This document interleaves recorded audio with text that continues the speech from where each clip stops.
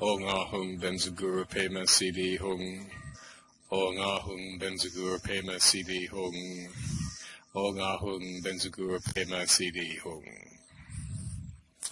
Okay, happy September, everyone. Namaskar, and welcome to my return to the Buddha Center after an absence of 2 or 3 months for the summer. I am delighted to be back in this September 6th, giving my first Dharma talk of the new season with Zenji right here in attendance, my Dharma cat. And for the next 9 weeks, we're going to be discussing the Majjhima Nikaya, the second book of the Sutta Pitaka of the Pali Canon, and the one of the four, generally considered the four Nikayas, the Digha, Majjhima, Sunyutta, and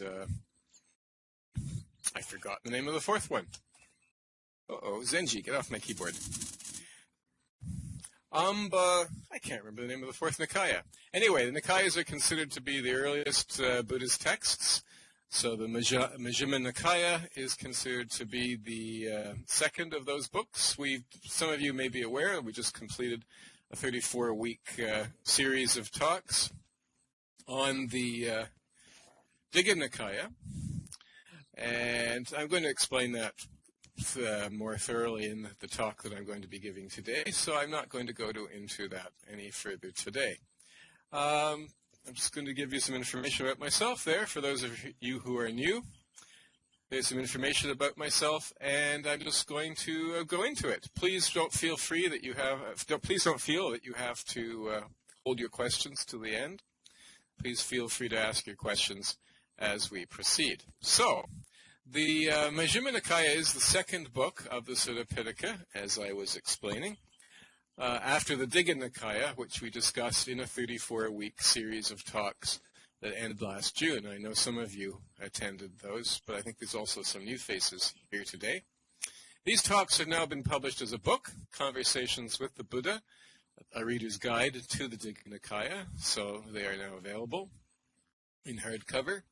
Although Digha Nikaya means long collection, and Majjhima Nikaya means medium-length collection, it's clear that the division into the Digha and the Majjhima is not only about length.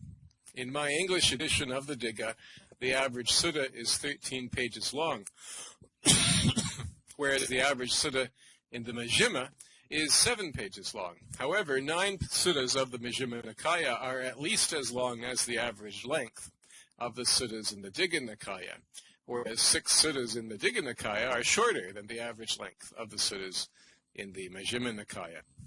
Manet and Bodhi have suggested that the Digha Nikaya was conceived as an introduction to basic Buddhist thought intended to attract non-Buddhists to the Dharma, whereas the Majjhima was conceived as a detailed and thorough compendium of the doctrines and practices of the Buddha. Thus, Bodhi says, the Majjhima Nikaya exhibits greater philosophical depth and range. With this talk, we launch a shorter series of talks on the Pali Canon, this time based on what I am referring to as the long suttas of the Majjhima Nikaya. That is, the suttas of the Majjhima Nikaya that are at least as long as the average length of the suttas in the Digha Nikaya, as a sort of appendix to the original Digha Nikaya talks. Unfortunately, it's hard to base a talk on the shorter suttas due to their large number and relative simplicity. When the sutta is only a half a page long, it's difficult to talk about it for an hour. Maybe some people with vast backgrounds of knowledge can do that. I certainly can't. I need about 13 pages to generate an hour of talk. So in the later books, as the suttas get more numerous, they're also going to get shorter, and therefore we're going to have to change our approach. Argus Portal asks, may I ask whether there are books to that topic available where that endless repeatings are removed? Nowadays it's pretty heavy to read that text. The Mahayana Sutras eliminate a lot of the repetitions. The books that we have in translation have already been simplified and shortened. If you read them carefully, you'll see that there are ellipses inserted in various places, and sometimes matter in parentheses indicating repetition of matter that's found somewhere else. So in fact, the actual texts in their unexpurgated state are even longer than the English translations that we have, with all their repetitions.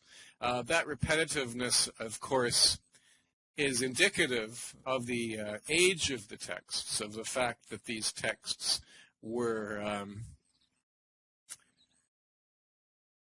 not sure what you mean by then I found the wrong PDFs till now, so you'll have to elaborate that if you want me to respond to it, Argus Portal, because I don't understand it. The fact that the repetitiousness of the text is practically a direct corollary of the age of the texts, because the original Buddhist texts were, of course, passed down by word of mouth.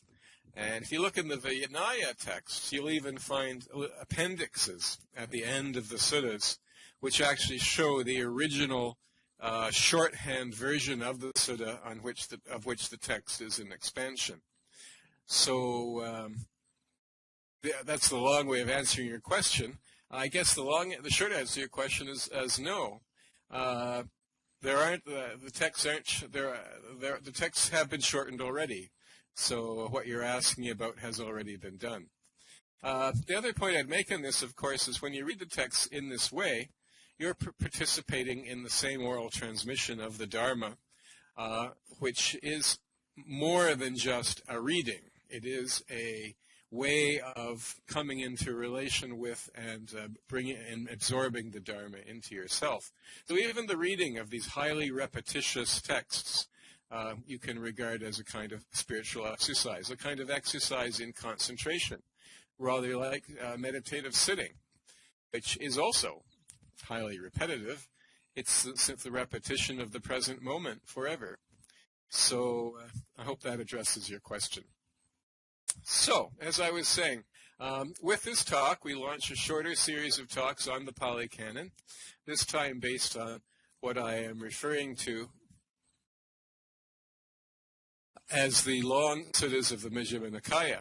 That is, the suttas of the Majjhima Nikaya that are at least as long as the average length of the suttas of the Digha Nikaya, as a sort of appendix to the original Digha Nikaya talks, and also as a way of addressing the Majjhima Nikaya, and therefore expanding our understanding of the Pali Canon without necessarily repeating for the entire Majjhima Nikaya what we did for the Digha Nikaya, which was to literally go through it page by page, practically word by word, really, sentence by sentence anyway, to get at the sense of the texts.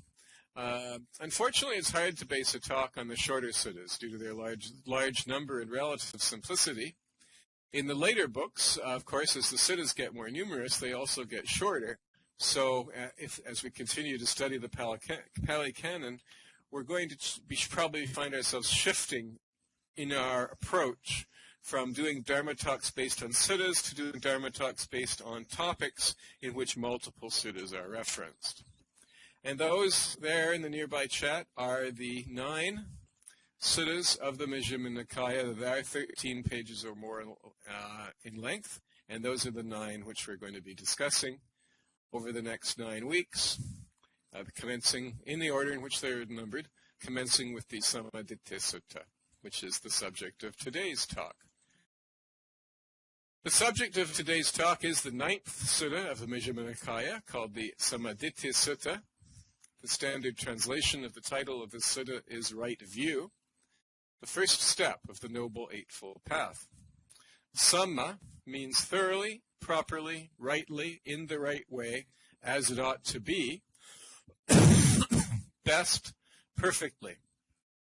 Ditti means view, belief, dogma, theory, speculation, false theory, groundless or unfounded opinion. Thus, we might translate this title of this sutta as the Discourse on Perfect Wisdom. That this is the only sutta that is named after a step of the Noble Eightfold Path is significant because it represents the point where one enters into, literally goes down into, the path, regarded as a strict causal sequence, thus establishing one as a stream entrant, a sotapanna. Interestingly, the Buddha uses the metaphor of the stream, the sota, stream, flood, or torrent, sota, to refer equally to the path and to samsara. The sutta was spoken by the ex-Brahmin Arhat Sariputta, the follower foremost in wisdom, one of the two main followers of the Buddha, Moggallana being the other, who the Buddha nicknamed General of the Dharma. At Savatthi, also known as Shravasti, with a population of about 900,000 individuals and 57,000 households, Shravasti was one of the 6 largest cities of India at that time.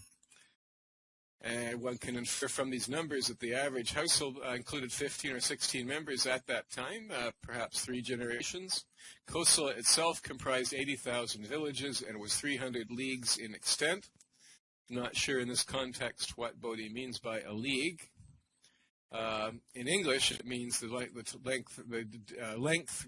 that takes to that one can walk in an hour. Kosala corresponds to present-day Vad or Awadh in Uttar Pradesh district of India.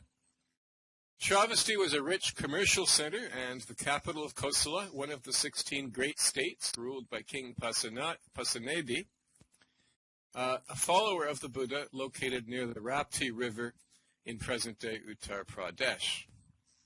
The Buddha spent 24 or 25 rainy seasons in Shravasti. I've seen both numbers, different places, making this the place where he spent most of his time. So we see here, and that's a different side of the Buddha. The Buddha as an urbanite, rather like Don Juan in Carlos Castaneda's books. Don Juan was both a Yaqui shaman living in the desert and a suave, sophisticated urbanite. I find it interesting that the Buddha, who's so strongly associated with renunciation and living in the forest, spent so much of his time in one of the larger urban centers of India. The relationship between Buddhism and mercantilism has, of course, been noted by others. Shravasti is also, and merchants, the commercial classes, were amongst the greatest supporters of the Buddha. Shravasti is also the reputed birthplace of the third Tirthankara, literally Ford maker of the Jain religion, an apocryphal, a mythological prehistoric figure who lived many ages ago, with which Buddhism, of course, was in competition, which may also explain the Buddha's interest in Shravasti. Sariputta died about 3 years before the Buddha. This and the reference to friend, the term by which the members of the Sangha referred to each other before the Buddha's death, implies that the sutta was spoken by Sariputta prior to that time, probably during one of the rain retreats in Jeta's Grove in Anathapindika's park, the location of Jetavana, one of the most famous and most luxurious, really, Buddhist monasteries located to the south of the old city. This park was famous for being bought for the Sangha by Anathapindika, a wealthy householder and chief lay follower of the Buddha, by covering the ground with millions of pieces of gold. I've seen 18 million and I've seen 1.8 million, so I'm not sure which is correct, so I'm just saying millions of pieces of gold. The Buddha passed 18 or 19, again I've seen both numbers, out of the 45 rainy seasons here, more than at any other place, starting about 20 years after his enlightenment, which is about the time that Jetavana Monastery began to be constructed.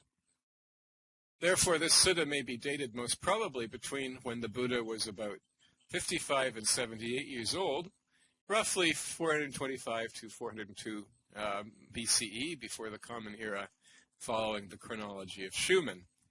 And although I've based this chronology on Schumann, I've adjusted it for the increasingly prevalent view that the Buddha died about 400 before the Common Era, which is also the view used by Bodhi, our translator for this text, and also Walsh, our translator for the Digha Nikaya that we've also, some of us have just finished looking at. Sariputta died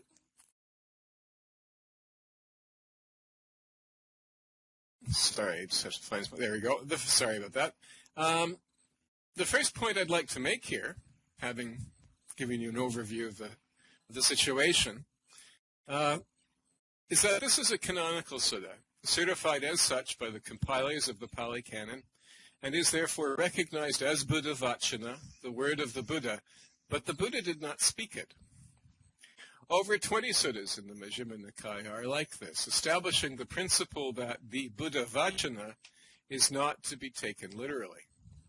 The word of the Buddha does not refer to the actual historical language of the Buddha, but rather the words and the teachings that are authoritative and true, even if others spoke them, because they are consistent with the historical teachings of the Buddha.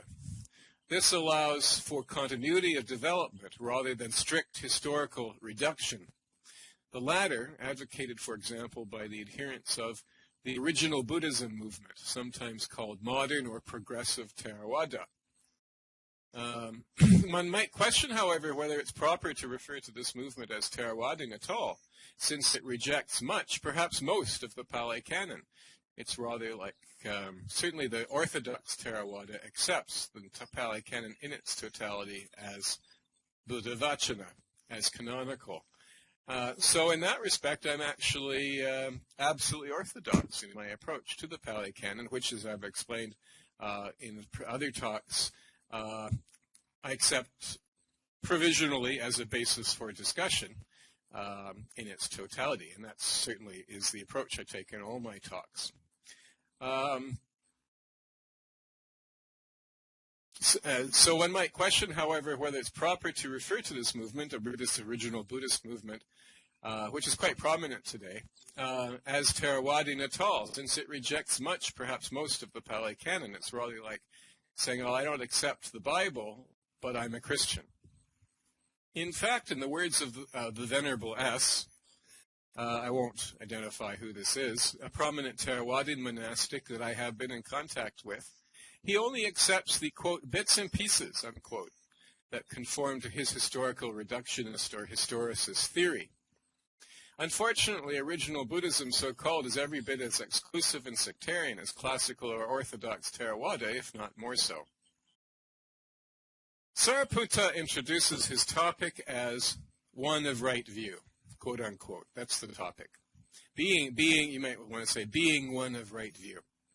Specifically, in what way is a noble disciple, a sekha, one whose view is right, straight, perfectly confident, and true?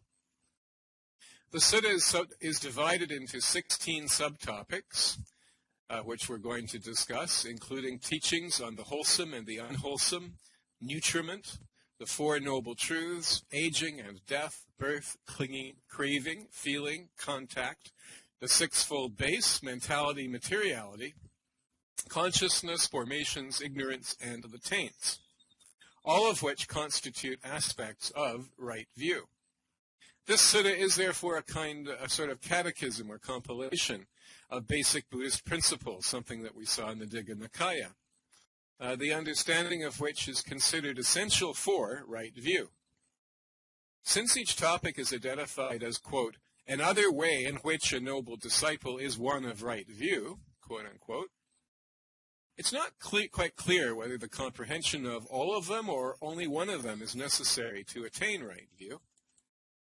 Assuming that the English translation is accurate, the syntax also allows us to infer that these are essential insights, any one of which can trigger this fundamental attainment or realization, which is really, from our perspective, outside the path, is really the essential attainment, because it's the one that really gets us onto the path, it gets us involved in the real work. We think of nibbana as the attainment, and it is the ultimate attainment, but from our perspective, just getting on the path is really our immediate objective, or should be. So right view is really the thing that's staring us right in the face, the thing that's directly ahead. We recognize in aging and death through to ignorance, and I refer you to the chart behind my left shoulder, where I'm showing the structure of that I'm about to discuss, and you can see begins with aging and death at the top. We recognize in aging and death through to ignorance, which is the 12th point, which is actually cut off the chart at the bottom. But underneath number 11, formation, there should be a number 12, ignorance, or a avijja. The 12, we recognize the 12 causes or nidanas in the chain of conditioned arising, the paticca samuppada, which I mentioned from time to time in my talks, whereby primordial ignorance sets in motion, as it were, the whole wheel of samsara. Of course, this statement should be understood metaphorically. The arising as a result of the first cause, or primum mobile of ignorance, did not occur at any particular time, samsara itself being time, but is rather inherent in the deathless, the famous phrase from the Pali Canon, thus arising continuously in every moment of existence and inherent in its ground.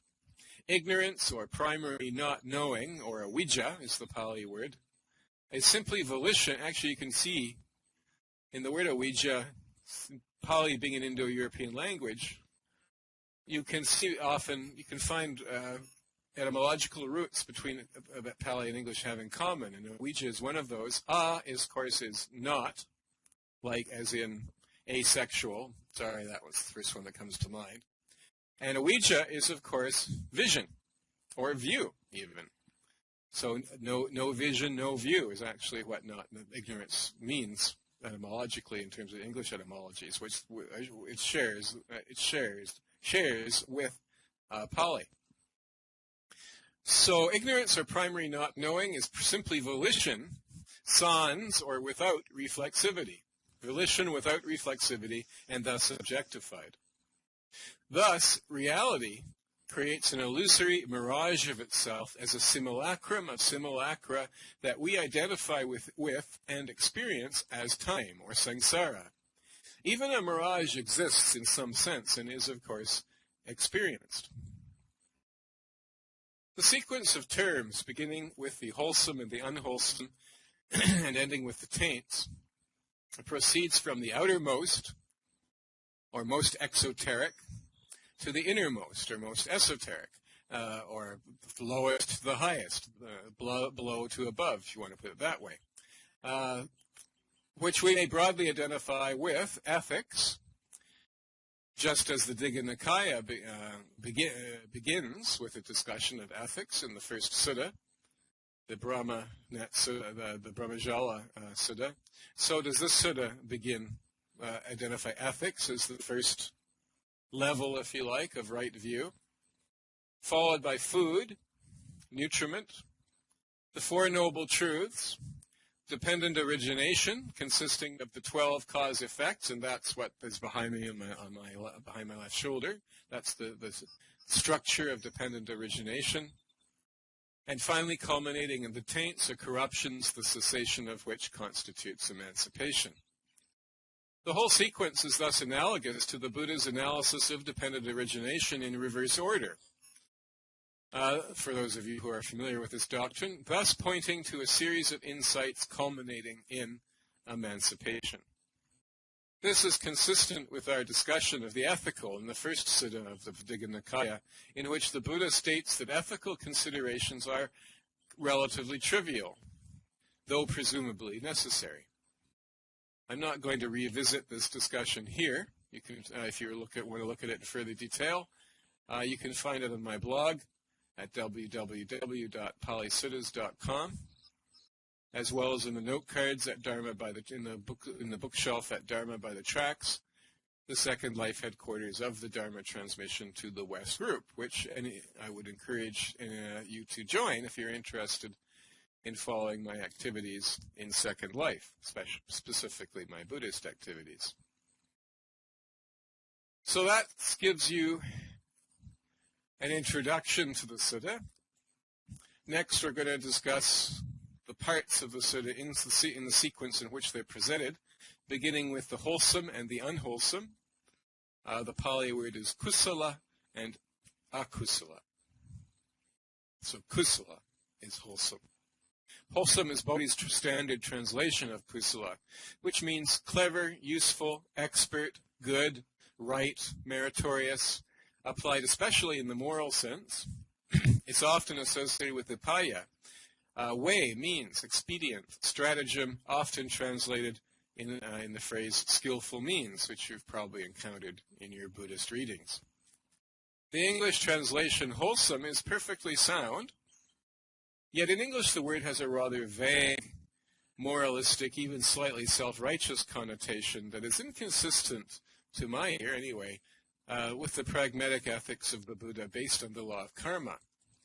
I've discussed in other talks how Buddhism identifies the precise ontological mechanism of morality in a way that Western philosophy completely fails to do.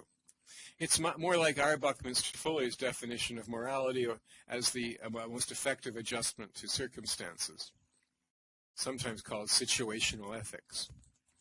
Some English synonyms that communicate this sense better, in my humble opinion, are, or not so humble, are beneficial, edifying, exemplary, fit, hail, helpful, right, sound, strengthening, all communicating the practical sense more satisfactorily than wholesome. Wholesome, to me, my ear, it just has an almost ironic kind of sound to it. Prissy. Not to criticize Bodhi, who I think is a wonderful person, but you can always criticize. It's always good to look at these words, these English words that we're using to translate these Pali concepts. Interestingly, another English synonym of wholesome is nutritive, which is the topic that immediately follows, nutriment. So I'm wondering if probably he wasn't influenced by that because he uses the wholesome elsewhere in the Pali Canon as well. To my ear, the word that summarizes all of this most neatly is effective, especially since it includes the notion of karmic cause-effect dynamic, which is the ontological basis of Buddhist ethics, as I discussed in my series of talks on the Digha Nikaya. So, to supplement Bodhi's translation, I would propose the following. Quote, when, friends, a noble disciple understands the ineffective and the root of the ineffective, the effective and the root of the effective, in that way he is one of perfect wisdom, whose view is straight, who has perfect confidence in the Dharma, and has arrived at this true Dharma. And I particularly like the use here, Bodhi's use here of the word confidence in this context, rather than another word which some translators might have preferred, which is faith. And I'd like to note in particular that perfect wisdom, or right view, again, to me, perfect wisdom really gets at the essence of right view more satisfactorily than the rather sterile phrase right view. Perfect wisdom is not attained by faith. Although the first pre-path stage of personal progress, as described in the Pali Canon, this is all based on the Pali Canon, is identified as that of the faith follower, which is immediately followed by Dharma follower. Both of these are prior to the path proper. Faith may be an essential first step, but in itself is not sufficient to attain the path. So this is very unlike the Christian view, for example. And it's very important that we not project, when we study Buddhism, Buddha Dharma, that we not project because of our, when I say our, making some assumptions about who's in my audience, but I think many of us, anyway, are probably either Europeans or Americans, or people of European or Euro-American culture, or of Christian cultural inheritance, or perhaps Judeo-Christian cultural inheritance, because Islam doesn't really have, well, actually neither is Judaism. Judaism and Islam are really about obedience to a set of ethical injunctions. It's really Christianity which emphasizes the concept of faith as the essential salvific principle. And this is not true of Buddhism, even though it may use a similar word. Rather, Buddhist confidence is pasada, which means clearness, brightness, purity, visibility, joy, satisfaction, happy or good mind, virtue, and then finally, faith. The only way to arrive at this stage is through right view. That is, ratiocination, reasoning, questioning, study, inquiry, understanding. And this is a point that I've made throughout these talks and that I'm going to make again in this talk, because it absolutely pervades the Pali Canon. Anything else is just dreaming. In this case, the way that leads to perfect wisdom is identified with the proper comprehension of the ethical in its relation to the law of karma. If you understand the law of karma deeply enough and obviously accept it as fact, the ethics takes care of itself, as the Buddha points out in one of the suttas in the Digha Nikaya. The Buddha then identifies the unwholesome actions, beginning with the first four precepts of Pansil, the well-known 5 precepts. That's what Pansil literally means. But the first 4 precepts are not killing, not taking what is not given, generally identified with stealing, but somewhat more extensive in implication, slightly more extensive in implication. Misconduct in sensual pleasures, that's quote-unquote, that's how Bodhi's expressed it. I don't know if that's an artifact of the translation or if that's actually a difference in the Pali text, but this one is more often referred to as sexual misconduct, and specifically adultery in some places in the Pali Canon.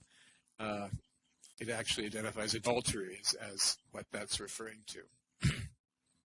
And finally, false, malicious, and harsh speech and gossip. These 4 ethical precepts are referred to elsewhere as the fourfold restraint, and they constitute a specific structure which occurs as an alternative structure to the 5 precepts, which are more commonly known as Pansil. As I've discussed in my series of talks on the Digha Nikaya, the fourfold restraint refers to the original 4 precepts of Pansil that the Buddha advocated for the first 8 years of his career. That's the 8 years following his enlightenment, excluding drinking alcoholic beverages, which was not prohibited until a bhikkhu, whose name has slipped my mind, embarrassed the Buddha Sangha by becoming drunk in public, whereupon the Buddha prohibited drinking for monastics and also forbade drinkers from becoming monastics. So people think, because of Pansil, the 5 precepts, and the addition of the 5th precept to the fourfold restraint, the prohibition on drinking, that this is a really fundamental and important principle in Buddhism, and yet the Buddha didn't prohibit alcohol for 8 years, and then only did so because of a social situation that arose. Obviously, the Sangha was dependent on the goodwill of the people, and therefore the Buddha was very concerned that the Sangha be subordinate to what people actually thought. So many of these rules may be culturally relative rules and not absolute rules at all. And this is a very good example of that, where if not drinking alcohol, for example, was essential to spiritual development, as some people hold, based on its inclusion in Pansil, why did the Buddha wait 8 years before prohibiting it, and then only in response to a socio-cultural situation? So I'll just leave you with that question. One might speculate that the absence of any reference to drinking here places the sutta during the first 8 years of the Buddha's career. However, this is unlikely given the location, which, as I explained before, didn't really... it was probably purchased within the first 8 years of the Buddha's career, or ministry, if you like. I don't like the word ministry, though, because of the Judeo-Christian connotation. But it didn't really get built up until about 20 years after. I'd like to look more closely into when it was purchased. It's possible, if it was purchased in the first 8 years, it's possible that the sutta may be dated then. I'd like to look into this more before I come to a conclusion. One might speculate that the absence of any I said that already. So it's unlikely, given the location discussed above, which suggests that the sutta was delivered at least 12 years later, when Jetavana Monastery actually began to be built up. And that's really when the Buddha began to spend a lot of time at that location, which is why I'm suggesting a preference for the 20-year figure versus the first 8 years figure. In addition, there are other examples of later suttas where the fourfold form of Pansil is given. There was one in the Digha Nikaya, you may recall. In any case, the list of ineffective practices adds covetousness, ill will, and wrong view as further ineffective actions. The Buddha then identifies the root or cause of ineffective actions with greed, hatred, and delusion. Similarly, he identifies effective action with abstention from the ineffective actions already cited, and the root cause of effectiveness with the absence of greed, hatred, and delusion. This emphasis on renunciation or abstinence, or abandonment, also the word abandonment is used, instead of their positive correlates, for example, instead of abandoning greed, one could speak of developing generosity. However, this emphasis on negation is typical of the Pali Canon, which tends to present ethics in negative terms rather than in terms of their positive correlates. Although it does sometimes, thus presenting samsara rather than emancipation as the central frame of reference. And this is really a key to understanding the difference between the Pali Canon and the Mahayana Sutras, and understanding why the Mahayana Sutras have been constructed and expressed as they have been. These are not accidental or arbitrary things. These things are communicating thoughts and ideas about Dharma. And in the Pali Canon, one sees consistently that the frame of reference is samsara, is the state of ignorance and the escape from ignorance into enlightenment, always with the focal point on samsara and the path generally described in terms of renunciation or abandonment. The Buddha says that understanding itself leads to the abandonment or renunciation of the karmic predispositions, the sankharas, to lust, aversion, ego, and ignorance. The latter, ignorance, being the root or first cause of dependent origination.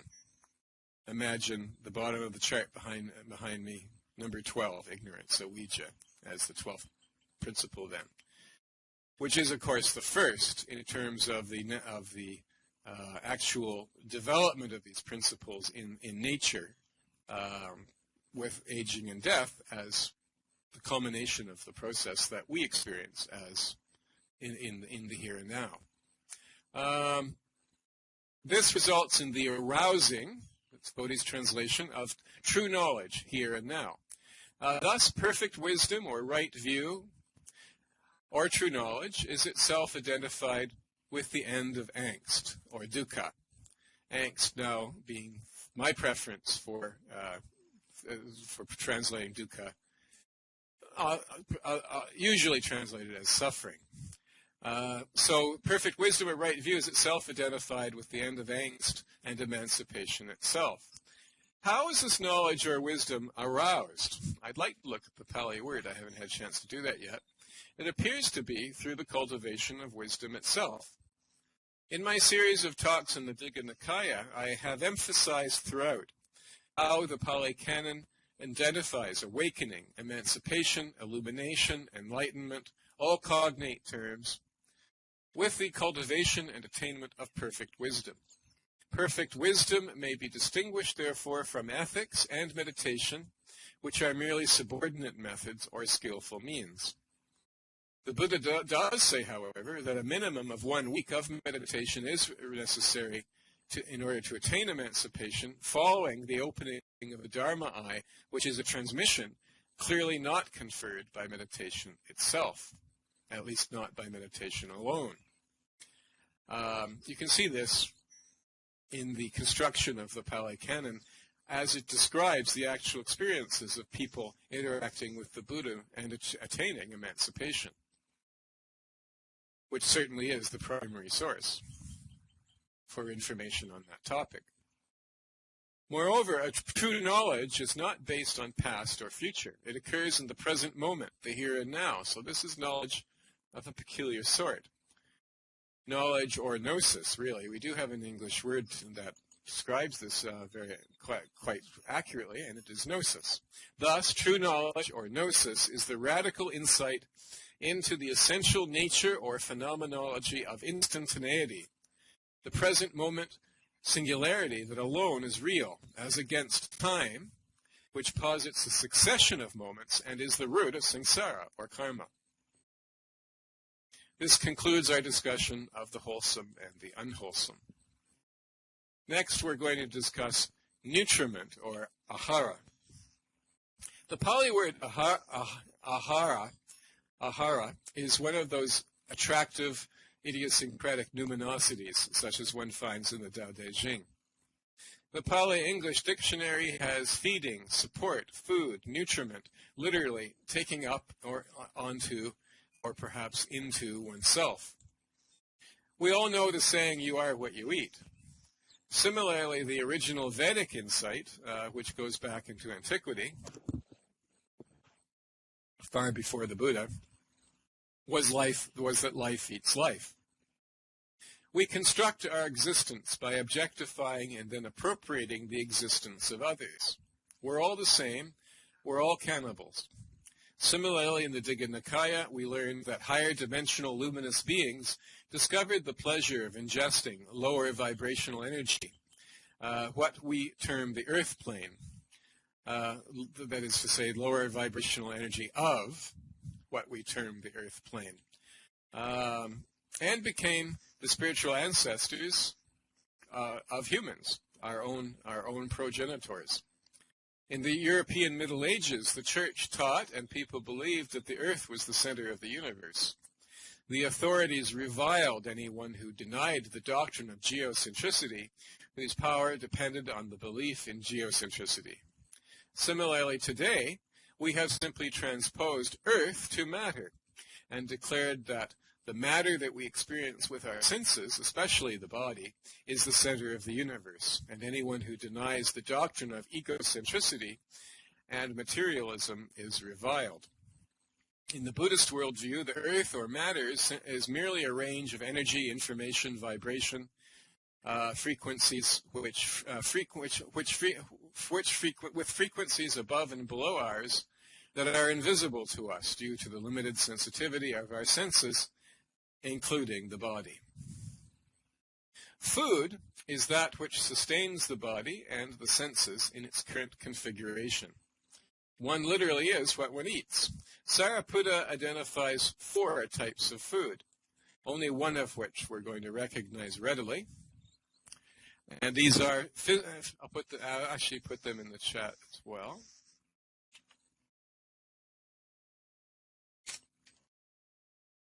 So these are physical food, between which he distinguishes gross and subtle. I'm not quite sure what subtle food is. If anyone has any thoughts, we'll be happy to hear them. Contact is itself a food. Mental volition is also identified as a food. And finally, consciousness is identified as a food. And some of these terms we've actually encountered already. Each of these types of food constructs 4 dimensions, if you like, of our vibrational configuration. Physical food constructs the physical body. Contact constructs the environment. Mental volition constructs the karmic complex that creates our identity. Finally, consciousness gives life to the whole project. This construction is the baited hook that involves and perpetuates us in the samsaric experiential net. It follows from the foregoing that if one modifies any or all of these foods, one will modify one's experience of samsara, including, since samsara itself is essentially transitory and illusory, complete emancipation, attained through the total cessation of nutriment. And something I did this summer, which I found very interesting and greatly benefited from, is I went on a 10-day water fast. Since I became unemployed last March, I've had the opportunity to have a chance to spend 10 days essentially without work or activity. So I did that in July, and it was an amazing experience.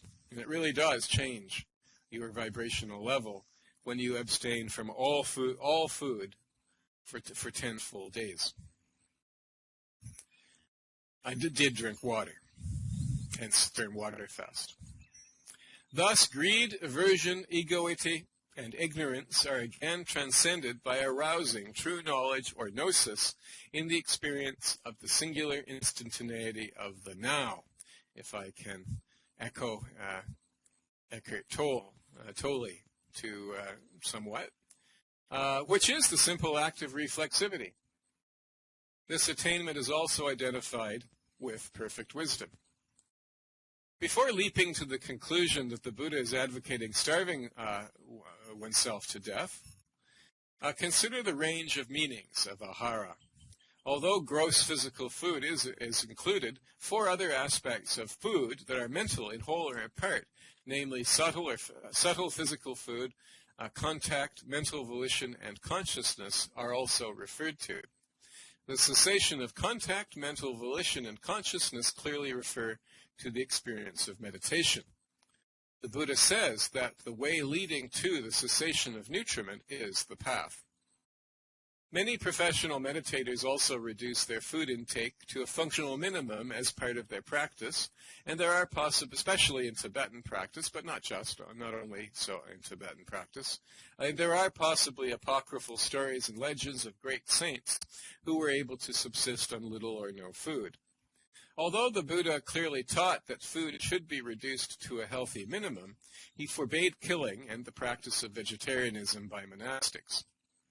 The sexual act is doubtless also a form of food, perhaps involving all 4 types. The singular importance of food in the Buddhist scheme recalls to mind the original food of the gods, Amrita, identified with the Soma sacrifice in the Vedic tradition. This food, which is actually the source of the Vedic tradition. The Vedic tradition has its source, its origin, in the ecstatic experiences of the rishis, which were induced by their consumption of Amrita, which is a food. This food, too, transforms those who consume it into a being of the same energy configuration as the food that they consume. Similarly, in the fairy faith of the ancient Celts, a human being who is kidnapped by the fairy folk must not eat their food, or must retain some human food, or they will disappear from the human into the fairy realm forever. Other traditions also speak of divine food, such as the manna of the Hebrews, which itself, I think, came from the mythology of neighboring peoples, possibly the Sumerians, and I'm sure there are many other examples too. So this concludes our discussion of nutriment. Next, we discuss the 4 Noble Truths. Sariputta continues in this vein with respect to the 4 Noble Truths. The 4 Noble Truths are often identified with right view. However, in this account, Sariputta starts with ethics and nutriment before proceeding to the 4 Truths, which are still relatively outward or exoteric in the sequence. The 4 Noble Truths appear as a way leading to the Eightfold Path, alternative to nutriment, which also leads to the path. In fact, the refrain occurs with each. I haven't repeated myself over and over again in this talk, but actually if you read the Sutta, you'll see that each item, each of these ways associated with right view, concludes with the observation that this is a way leading to the Eightfold Path. In fact, clinging craving, the cause of suffering, with its 3 objects of sensual pleasures, being and non-being, the latter, of course, being the craving for non-existence, the suicidal craving, if you wish, which is a mistake in Buddhism, and which leads to a specific kind of rebirth, a rebirth amongst the unconscious devas, from which further progress becomes impossible. So it's just to be clear, the Buddha made it, and there are other examples in the Pali Canon too, the Buddha did specifically prohibit suicide. So with the 3 objects of sensual pleasures, being and non-being, clinging craving appears to involve all of contact, volition, consciousness. And we'll discuss the 5 aggregates affected by clinging in the context of dependent origination, since they're not itemized here. This concludes our discussion of the Four Noble Truths. I don't want to go into this in greater detail. I don't think I need to do that with this audience. Of course, if you have any questions about anything I've said, we can discuss. Next, dependent origination, the paticca-samuppada. The next 12 ways associated with right view, which are not associated with each other in this sutta, constitute the structure at least not explicitly so, constitute the structure most commonly called dependent origination. It has a bunch of names in English. The one that you find most often is dependent origination.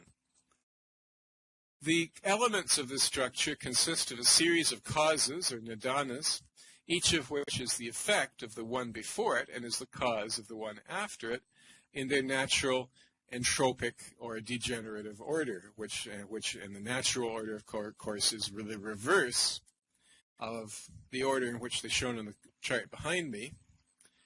So it starts at the bottom and goes up, starting with ignorance and working through the stages until one arrives at aging and death as the culmination of the process. This is the order of nature. Thus, this structure exhibits the operation of the law of karma in time, which, as you may recall, we've already identified with samsara. The order in which they are presented in the sutta is their reverse analytical order. That's the order in which they appear on the chart, which also corresponds to the order of attainment, starting with what is immediately present, that is, aging and death, and proceeding through the same process of analysis and introspection, and I should add negation. So through a process of analysis, introspection, and negation, this is the process, of course, that the Buddha followed. In this manner, the Buddha begins with what we know, with what is intuitively, immediately apprehended, much as in the phenomenology of Husserl, but completely contrary to the metaphysical cosmological orientation of the ancient Vedic tradition. And in this respect, the Buddha was a pioneer, anticipating modern philosophy by over 2,300 years. And this is really the essential reason why the Vedic tradition denigrated the Buddha as a heretic. The 12 nidanas in Bodhi's translation with their Pali original terms are, as stated on the chart behind me, aging and death, or jara-marana, birth, jati, being, bhava, clinging, upadana, craving, tanha, feeling, vedana, or vedana, contact, phassa, the sixfold base, the salayatana, mentality, materiality, the nama-rupa, consciousness, or vijnana, formations, or sankara, and finally ignorance, or avijja. And if you look at the parentheses on the chart, you can see, I've also included what I'm about to talk about in graphical form on the chart. Buried in this structure, one can discern another fivefold structure called the aggregates of clinging, which are identified with suffering in the Four Noble Truths, namely form or matter, which is rupa, sensation or feeling, which is vedana, perception or sanna, mental formations or sankara, and consciousness or vijnana.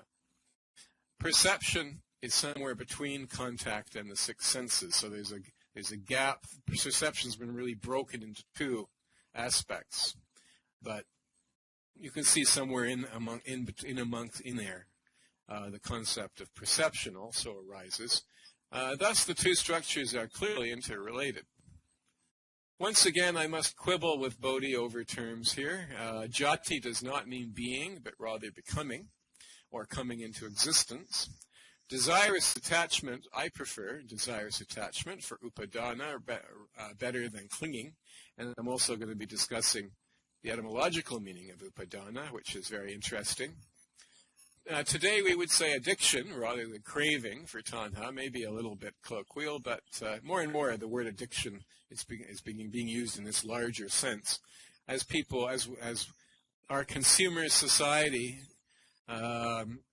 now is coping with the reality of climate change, we're beginning to realize just how addicted to consumption we are.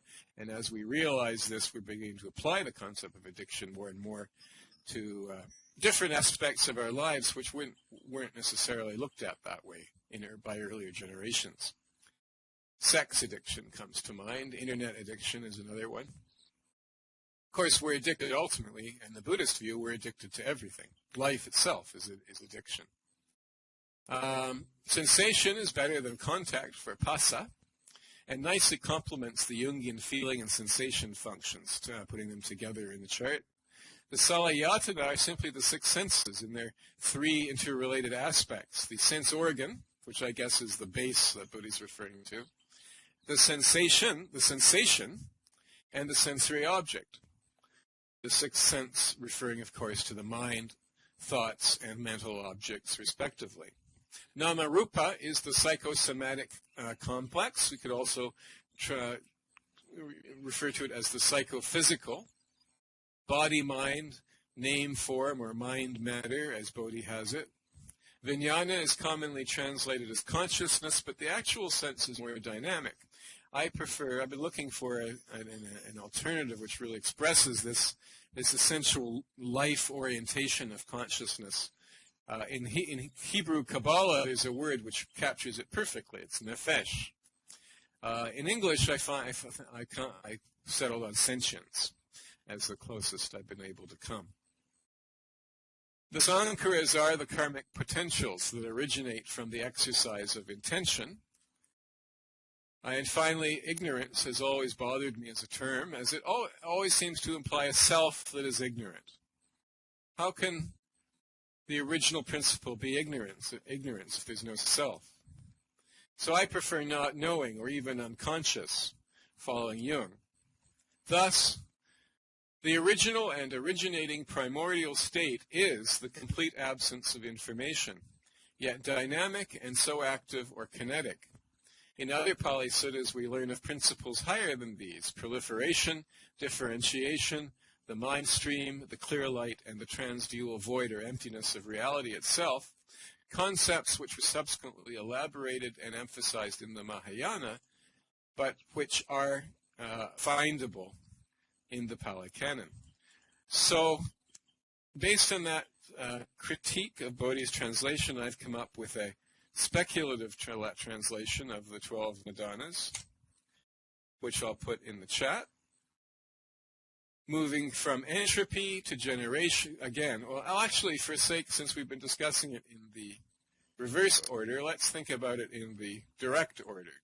So the direct order of nature is the unconscious, followed by karmic potential. So this is a continuous process of subsequent arising in a kind of proto-time. The unconscious, from which arise the karmic potentials, and in fact the Sutta mentions that these twin principle, the formations, the sankharas, and avijja, the formations and ignorance, are what I'm calling the karmic potentials and the unconscious, like nama-rupa, which are a unified dual process, and like nama-rupa and consciousness, which are also create each other. This is in the Pali Canon. Again, the karmic potentials and the unconscious also represent a duality which generate each other, which Bhikkhu Bodhi refers to nicely as a vortex, a word also used by Padmasambhava. And clearly, you can see the concept of the transdual, which Bhikkhu Bodhi denies exists in the Pali tradition. But you can see all through this analysis, you can see the concept of duality and transduality and interactivity of duality, and then the transcendence or the interconnectivity of these these polar principles, the polarities, very similar to the yin-yang principle in Taoism. You find also in the Pali Canon, and this is only one place, you find it elsewhere too. For example, the highest plane of samsara, note the highest plane, and therefore the plane which is right on the border of the supermundane, is called the sphere of neither perception nor perception. So again, the transdual. If I had to explain the ultimate metaphysical view of the Buddha, I would have to say that it is, and I'm going to put it in the chat as well, This is my sort of distillation of all of Buddhism into a single metaphysical statement. Unconscious sentience as the primordial reality, seeking and thereby self-creating through volitional intention its own meaning through the infinite, beginningless differentiation, proliferation, and objectification of information in an endless, illusory mirage of its own becoming. This description is strikingly similar to certain theories of modern science, beginning with Einstein right after physics. This primary scenario gives rise to everything else that we know as the Dharma, starting with the essential unsatisfactoriness or angst of existence and culminating in the realization of reflexivity or sati, more conventionally translated as mindfulness. This process works itself out through three kinds of being in Bodhi's translation, which may also be conceptualized as vertical planes or dimensions of existence. Sense sphere being, characterized by the perception of matter. Fine material being, characterized by the perception of energetic patterns or forms. And non-local immaterial being, which is characterized by information only. The fine material world is the realm of the devas, the luminous aerial beings that also appear in our own sense sphere, so there's overlap, which includes planes higher or more subtle than the plane of nature, inhabited by humans, animals, earthbound devas, and also by some denizens of the realm of the four great kings, and perhaps even asuras, that being, of course, the level, the plane, the realm, the world, the vibrational frequency, whatever phrase you prefer, that is the earth plane that we inhabit ourselves. And we can regard second life. This is even this way of thinking of reality is even you can look at second life as a metaphor of this, in which we have our second life lives, which is really a higher or more subtle or more rarefied vibration or frequency of our, what we call our real life lives, our RL existences, which are both the same as and yet different from our SL lives. So in a way, with science and the development of computerization in particular, we're recreating what we unconsciously know to be the nature of reality in our own experiential reality through the ephemera, what Buckminster Fuller refers to as the acceleration of ephemeralization. And if you want to read more about this, I would recommend The Singularities Now by Ray Kurzweil, amongst other books. Clinging includes clinging to sensual pleasures, views, rules, observances, and the self or soul doctrine that arises out of egoity. The Pali word, upadana, which I mentioned earlier, actually refers to fuel, the material substratum that keeps a process alive or alight. This is the fuel that is burnt out in nibbana, literally gone out. And the Buddha has suttas in which he compares clinging craving to fire. Can you please give that title in the chat of the book? Okay. Kurzweil.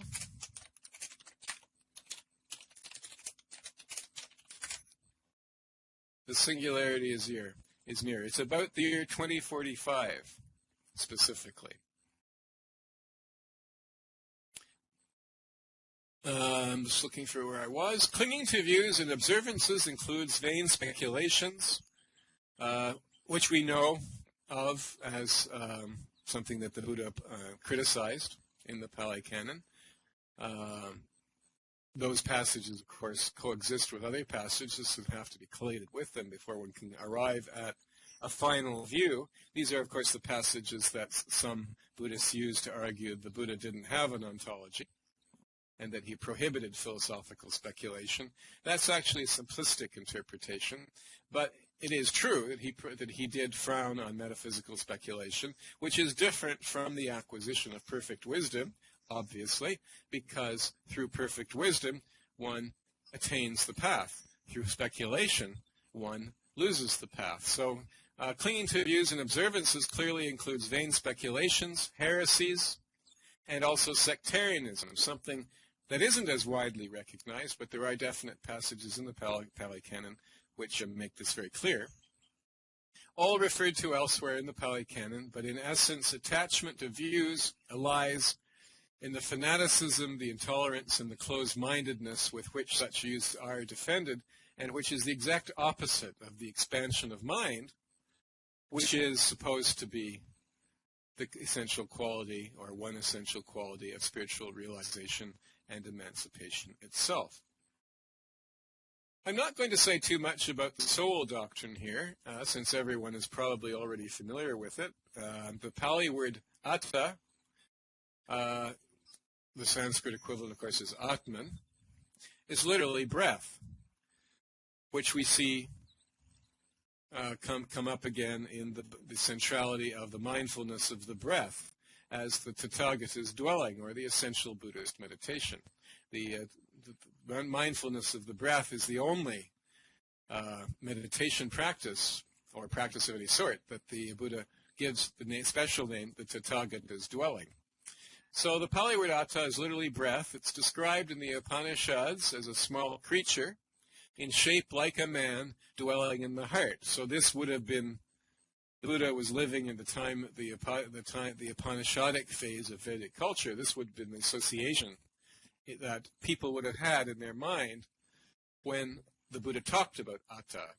We tend to think of, when we hear self, the doctrine of the self, we tend to have a more abstract philosophical mental connotation when we hear that, but we really need to remember or realize that in the Buddha's time, when atta is mentioned, this is the Upanishadic implication will be uppermost in people's minds, as well as the Brahmanic view of that Atman and is one with Brahman, and Brahman is one with Atman, which of course we're also familiar with, and which the Buddha also rejected.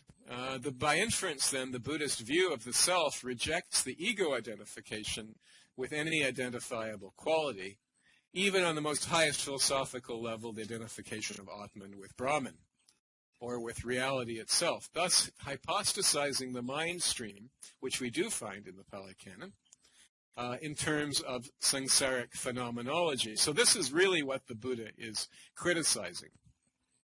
It's not merely the concept of the self, but rather the projection of the concept of the self into identifiable qualities, all of which are, by definition, samsaric. This is not the same thing as saying that the self does not exist. In fact, in the days when I attended Buddhist groups here in Toronto, introductory Buddhist groups, it would always amuse me. People would have arguments trying to persuade each other that they did not exist. Clearly, the self exists. The point is not that we do not exist, an absurd self-contradiction, but rather that we do not exist in any of the forms in which we think we do, including the religious notion of a substantial soul that goes to heaven and enjoys a life of bliss, which was also the Brahmanic notion, as well as the Semitic. The goal of Brahmanic religion was essentially the same goal as Semitic religion, entering heaven and living forever in heaven in a state of bliss. The Buddha refers to the self as often as he denies its existence. When the Buddha attained enlightenment, he did not cease to exist. Neither did the world become enlightened. So there clearly is a Buddha individual that continued beyond the enlightenment, which is non-identical with the world and therefore individual. The Pali, and yet this is a man who has achieved the transhuman state, the enlightened, emancipated state. The Pali Canon refers to the mind stream, and clearly the Buddha identifies the goal of Nibbana all through the Pali Canon. This occurs everywhere.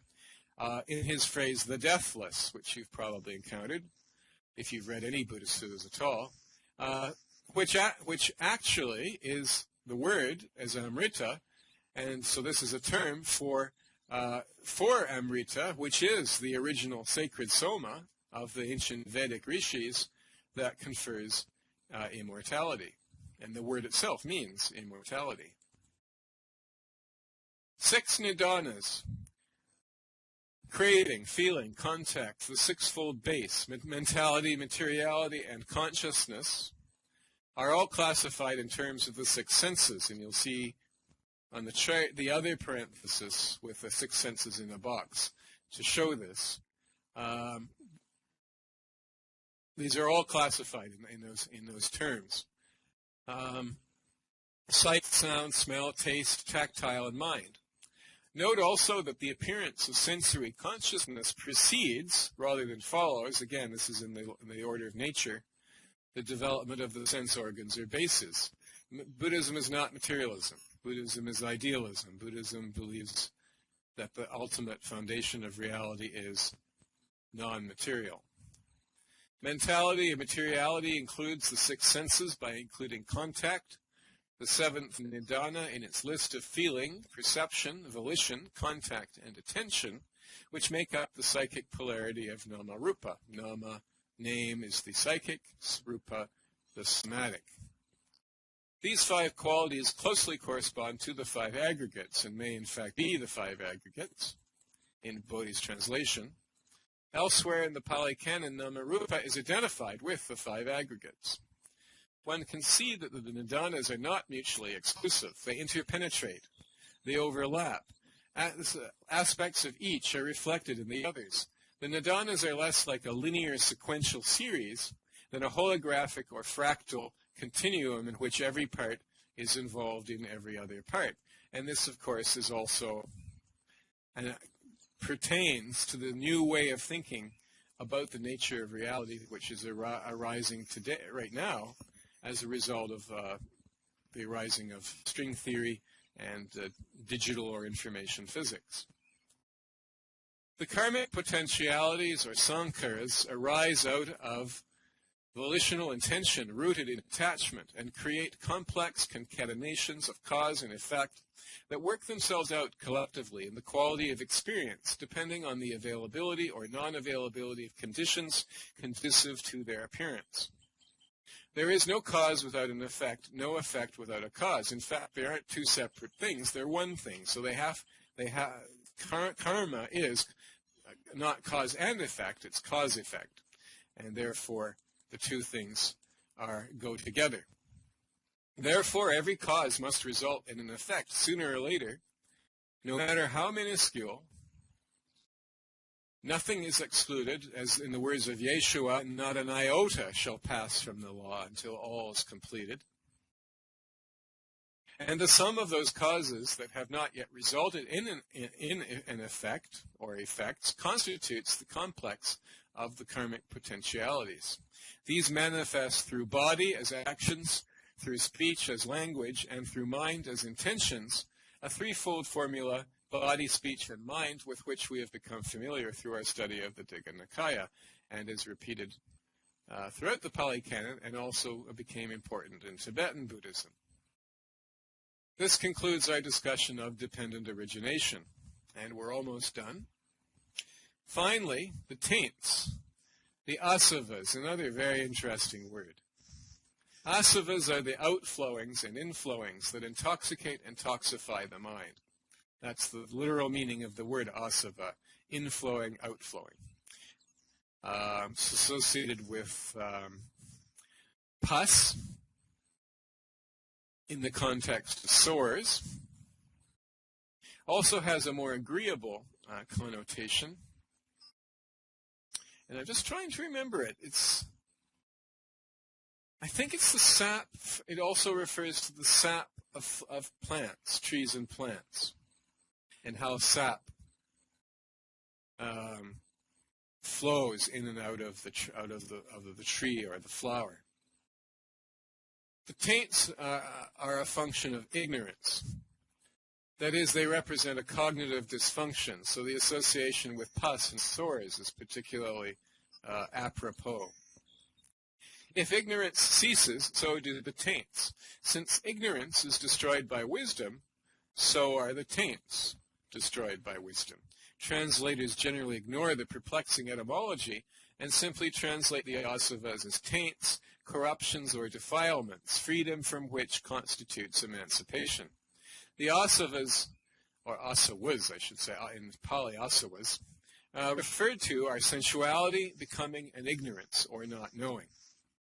The reference to inflowings and outflowings suggests how the senses flow out into the objects that they project, from which they receive in return information concerning the sensory patterns that they perceive, and thus create the objective sensory experience that arises out of this, the interactivity of this polarity.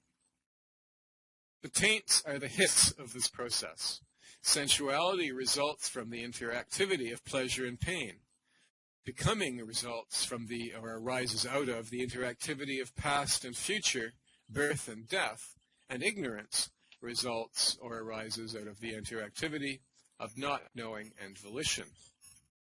This concludes our discussion of the taints. So, in conclusion, right view is the first step of the Noble Eightfold Path. Thus, it is the point of entry into the path itself, also called the stream. Right view is characterized by truth and engenders perfect confidence. According to the Sutta, there are 16 ways in which one is of right view. These ways correspond to the essential insights that constitute right view, and also the means by which they can be realized. Thus, as with the 4 grades of stream entry, etc., so what are they? Stream entry, once returner, non-returner, and arhat. These are the 4 grades of attainment in the Pali Canon. There are 2 phases. You may recall seeing references to 8 grades, because each of these 4 have 2 phases, the path and the fruit. These ways, proceeding in order from the outermost to the innermost, from the most exoteric to the most esoteric, include the realization through understanding of the law of karma, nutriment, the 4 noble truths, dependent origination, and the taints. Thus, the cultivation of wisdom or understanding is the primary means of entry to the path, and therefore the essential salvific principle. Okay, that concludes the first talk in this new series of 9 talks on the long suttas of the Majjhima Nikaya. Before we proceed to the dedication of merit, whereby we dedicate the merit of this talk to all beings, does anyone have any comments, questions, or a discussion? And while you're thinking about that, I'll just get the text of the dedication of merit. Uh-oh. I see a lot of text suddenly appearing. Argus Portal says, in your talk about Mahasatipatthana, March this year, you said that nirvana is not the goal of Buddhism. It is rather a sort of door, but still within dualism. But as I understand you today, you said nirvana is the goal.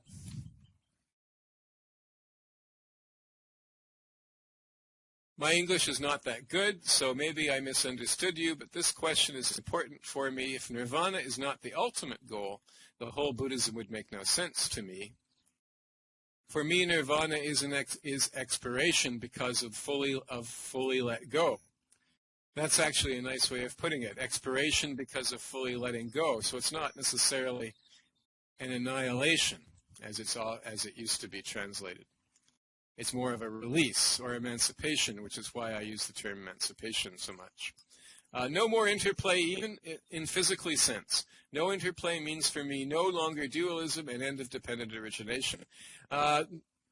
Actually, the statement that no more interplay is not, strictly speaking, what Nibbana said, what the attainment of Nibbana implies. No more mandatory rebirth is what the attainment of Nibbana implies. One is not subject to rebirth when one attains a Nibbana. It's an open question whether, having attained Nibbana, there is interplay with samsara.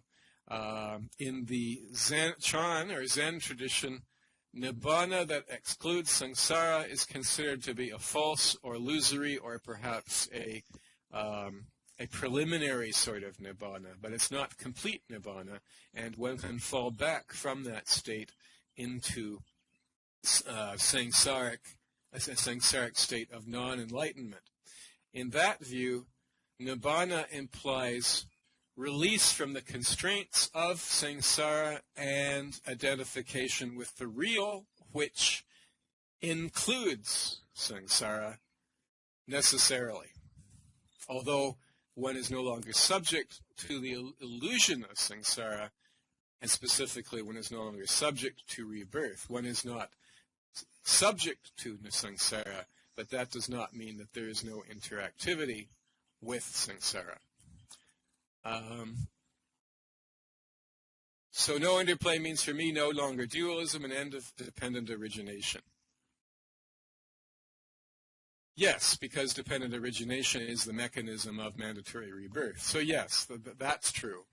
But there is a being that continues in a transdual state, in identical with the real. And that is what I was referring to, the supramundane, it's called. And that's what I was referring to when I said that nirvana is simply a doorway into this supramundane reality. So nirvana itself is still it's still subject to dualism, right? Because nirvana and samsara are dualities that negate each other, and then in the act of being released from samsara by the realization of nirvana, which results in the negation of duality, rather like matter and antimatter coming together, they annihilate each other. That is the nirvana.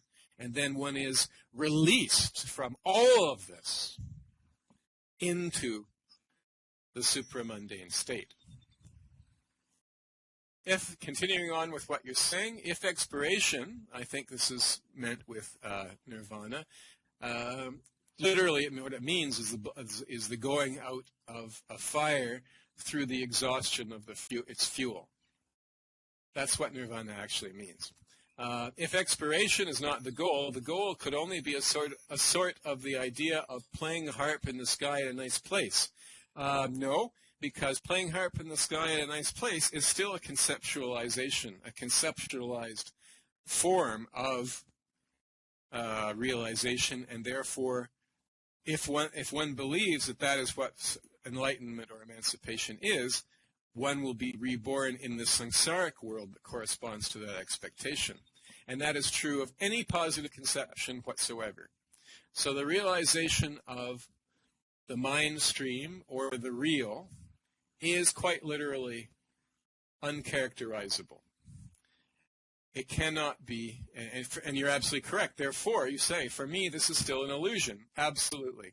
The Buddha makes it absolutely clear that he rejects all religions because all religions have a conceptualized goal of realization, which is expressed in samsaric terms. Sometimes in my writing, sometimes I've called it the uncharacterizable activity, and we're getting very close here to the Tao of the Tao Te Ching. So for me, it is still an illusion. It is still samsara, sort of hamster running wheel. Yes, absolutely.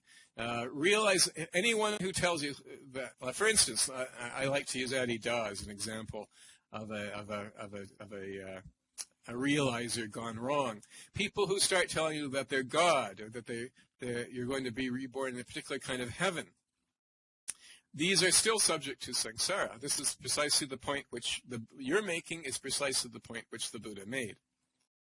The state of being the mind stream cannot be projected in any sort of conceptualization.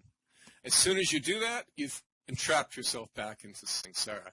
The state of the mind stream is, and this is precisely the rejection of the concept of atta. Atta, the concept of the little man in the heart, for example, or any other conceptualization of self, which always implies an identification with something that is describable. As soon as you do that, you've falsified you falsified what you're talking about, and what you're talking about is not enlightenment, it's something else. It may be a high state of spiritual development, like that of a deva, but it's not ultimate realization, it's not ultimate emancipation. Momoko says, does this mean that rather than mandatory rebirth, one is able to take rebirth at will? Aha! That is another very interesting and open question. In the Tibetan Buddhist tradition, that is exactly what is meant. And a Buddha can emanate himself into reality, not through involuntary rebirth, but by choosing to send, as it were, a ray of himself. And here we're using metaphors, and we should not be trapped by our metaphors into believing that these metaphors are literally true. They're attempts by the mind to conceptualize something which is inherently non-conceptual. So these are always intuitions and metaphors and symbols. Which is fine as long as you realize that. As soon as you think that what you're talking about is literally true, then again you're going to become attached and trapped by the samsaric reflection, as it were, of the spiritual state at which you're aiming. But yes, to answer your question, Momoko, there are Buddhist traditions which hold that Buddhas continue to be involved in samsara and can send emanations of themselves, not just Buddhas, but also very high beings, like Padmasambhava, who actually, according to the Nyingma, is a second Buddha. But yes, there are traditions in which Buddhas do continue to interact with samsara out of compassion for the world. Buddhas and Bodhisattvas who have transcended mandatory rebirth, but which can take voluntary rebirth in any state that they wish, because they completely understand samsara in its very essence, and therefore have full control over it. Not all traditions hold that. This is not a universal tradition, but there are traditions that hold that. So Argus Portal says, so even Buddhists are not really sure about that question. Clarify specifically exactly what you're referring to when you say not really sure about that question. And I can address that. I'm not exactly sure because I've been talking around what you're asking me about quite extensively. So I'd like you to just pinpoint more narrowly what you're referring to in that question before I respond to it.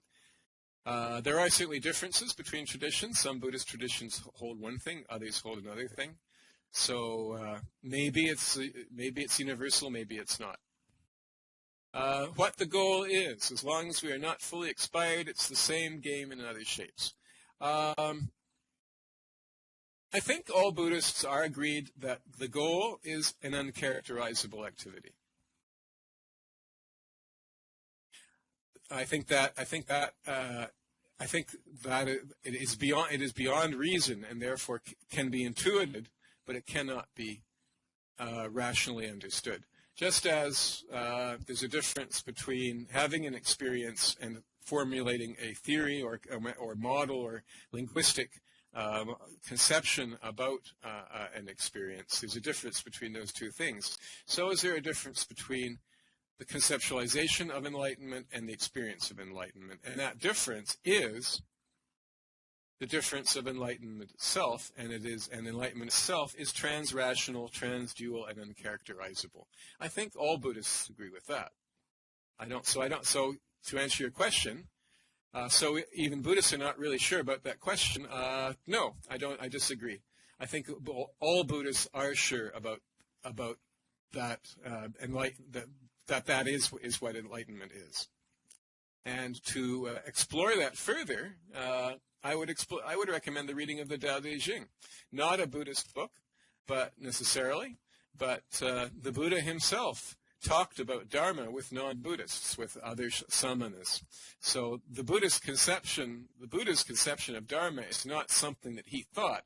It's an objective reality which he was attempting to describe and which he was happy to discuss with others, not just who were members of his group or accepted his doctrine. And in that spirit, I would suggest also that you study the Tao Te Ching, specifically the nature of the Tao, because it's very close. In my opinion, it's extremely close.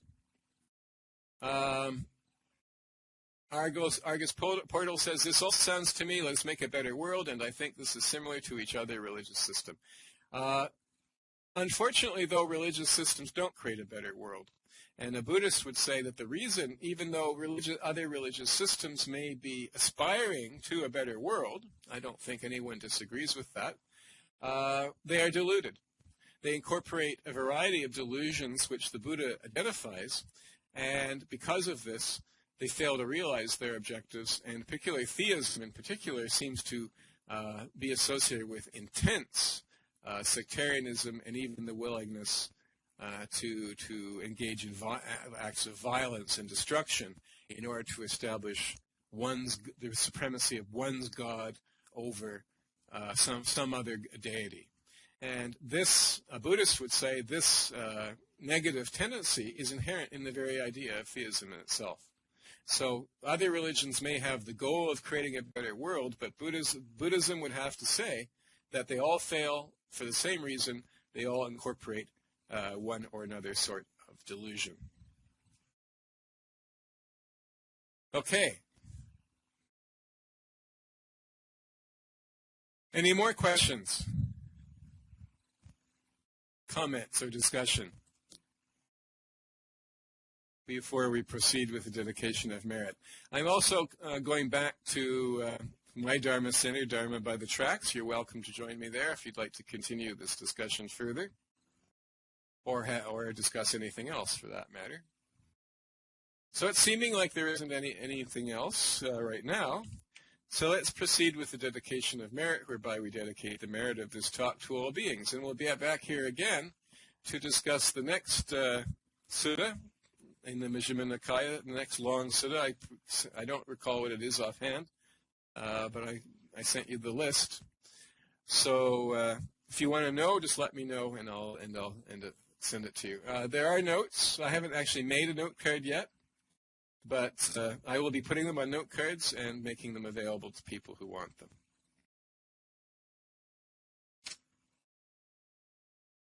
That's what I'm going to do next, while I'm sitting in my Dharma Center having a glass of tea. There's tea in Dharma Center too, if you're interested. Anyone who doesn't have the link, just ask me, or you can join the Dharma transmission to the West group. Whatever understanding, whatever positive force has come from this, may it go deeper and deeper and act as a cause to reach enlightenment for the benefit of all.